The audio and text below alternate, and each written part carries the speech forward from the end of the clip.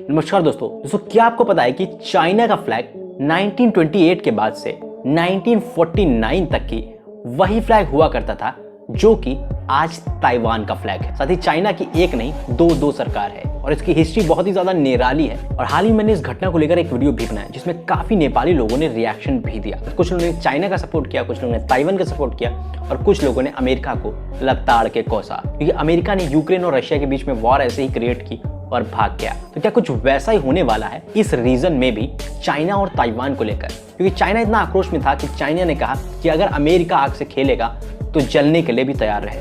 और ये बयान उसी के बाद आया जब अमेरिका की एक बड़ी अधिकारी आई ताइवान पे, और उनके जाने के बाद ही चाइना ने मिलिट्री डील शुरू कर दी और बहुत सारी मिसाइल दागी जो कि ताइवान के ऊपर से समुद्र एरिया में गिरती रही, जिससे ताइवान को डराया जा सके। साथ ही साथ ताइवान को 7 तरफ से घेर कर चाइना ने मिलिट्री डील की और हर कोई देखता ही रह गया।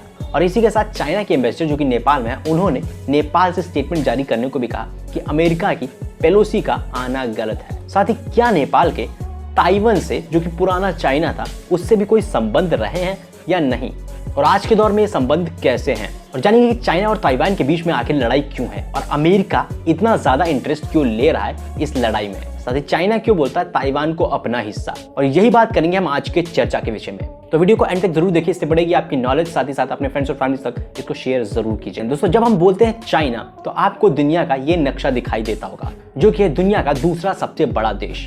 बट आप सुनकर शायद शॉक हो जाओगे, एक देश है जो कि अपने आप को खुद कहती है चाइना और अपने आप को चाइना क्लेम करता है, वो है ताइवान।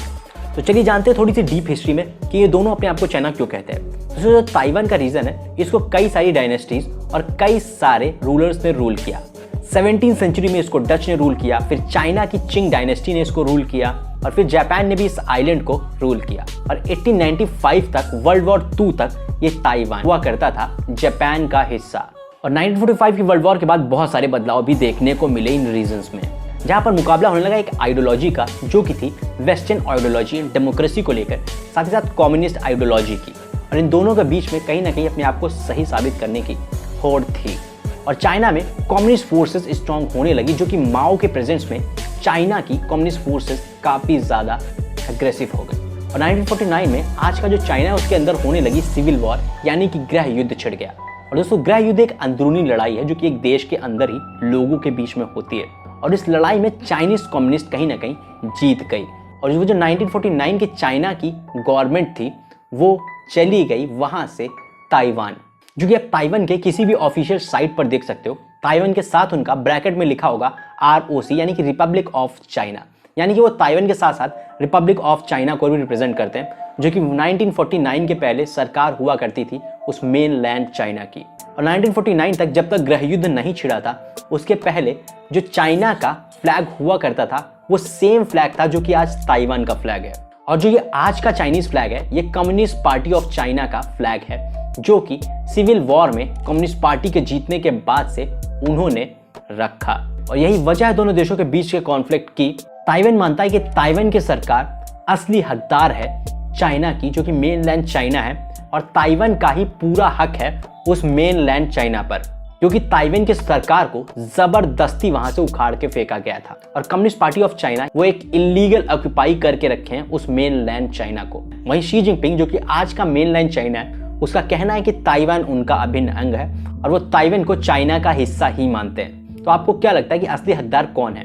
वो ताइवान के रूलर जो कि डेमोक्रेटिक रूलर हुआ करते थे, या फिर वो जबरदस्ती का कैप्चर किया हुआ चाइना जो कि कम्युनिस्ट पार्टी ने कैप्चर किया? अपनी राय कमेंट बॉक्स में कमेंट करके जरूर बताइएगा।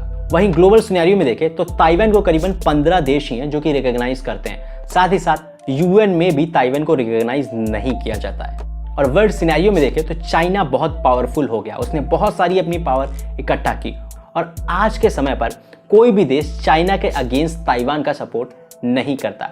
वहीं नेपाल की बात करें तो नेपाल भी ताइवान को रिकॉग्नाइज नहीं करता है। नेपाल वन चाइना पॉलिसी को मानता है, और जिसके तहत ताइवान को नेपाल चाइना का ही हिस्सा मानता है। और इसीलिए कोई भी राजनीतिक संबंध ताइवान के साथ नेपाल के नहीं है, और अगर वो होते भी हैं तो वो नेपाल के लिए बहुत ज्यादा खतरनाक हो जाएगा, क्योंकि चाइना उन देशों के खिलाफ बहुत ज्यादा एक्शन लेता है जो कि ताइवान के साथ अपने संबंधों को राजनयिक बनाते हैं। और वही चीज देखने को मिली है अमेरिका के साथ। और एशिया की मोस्ट ऑफ कंट्रीज और दुनिया भर की जितनी भी कंट्रीज हैं 15 को छोड़कर, वो सभी चाइना की वन चाइना पॉलिसी को मानने पर मजबूर हैं या फिर उनको मानना पड़ता है। और अगर चाइना से दुश्मनी ली तो बहुत सारी चीज़ों से दुश्मनी लेनी पड़ सकती है, और जिसके लिए कई देश तैयार नहीं हैं, इंक्लूडिंग अमेरिका भी। और इसीलिए अमेरिका भी चाइना को ही इंटरनेशनली रिकॉग्नाइज करता है, ना कि वो ताइवान को। लेकिन फिर भी अमेरिका इतना उछल क्यों रहा है और वो ताइवान के साथ खड़े होने में क्यों इंटरेस्टेड है? अमेरिका लगातार अपने संबंध बना के रखा है ताइवान से, और कहीं ना कहीं वो एक स्ट्रेटेजिक फ्रेंड बोलता है ताइवान को, और चाइना को इससे है बहुत बड़ी आपत्ति। अमेरिका ने कहा कि अगर ताइवान पर अटैक होता है तो हम चुप नहीं बैठेंगे, क्योंकि ताइवान एक मॉडर्न डेमोक्रेटिक नेशन है, वहीं चाइना एक कम्युनिस्ट डिक्टेटरशिप है। लेकिन हर कोई यही बोल रहा है कि अमेरिका तो यूक्रेन को भी अपना दोस्त बोलता था, तो कुछ लोग यही कहते हैं कि जैसा यूक्रेन के साथ हुआ है वैसा ही अमेरिका यहाँ पर भी करने वाला है। लेकिन क्यों अमेरिका ताइवान का रखवाला बनाए और डेमोक्रेसी का रखवाला बनाए? इसके पीछे कुछ तो कारण हैं जो कि अमेरिका को फायदा पहुंचाएंगे, जिसके लिए ही अमेरिका ये चीज़ करने को तैयार है। साथ ही साथ इसमें बहुत ज़्यादा इकोनॉमिक फ़ायदा भी है, क्योंकि अमेरिका एक चालाक देश है। वो इकोनॉमिक फ़ायदे के अलावा इन जैसी चीज़ों में पड़ेगा ही नहीं, और उसको इकोनॉमिक फ़ायदा दिख रहा है, इसीलिए वो इस रीज़न में लड़ने को भी तैयार है। और मुझे यही लगता है, और अगर आपको भी यही लगता है तो कमेंट बॉक्स में कमेंट करके यस लिखिएगा।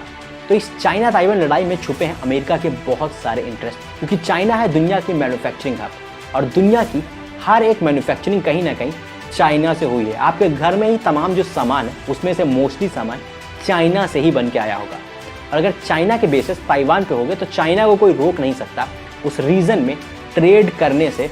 और साथ ही साथ साउथ चाइना सी जो कि इलीगल ऑक्यूपाई कर सकता है चाइना आराम से, उसको भी बना सकता है, क्योंकि जो छोटे छोटे नेशन है उनको चाइना आराम से डरा सकता है अगर उसने ताइवान पर हमला करके उसको कैप्चर कर लिया।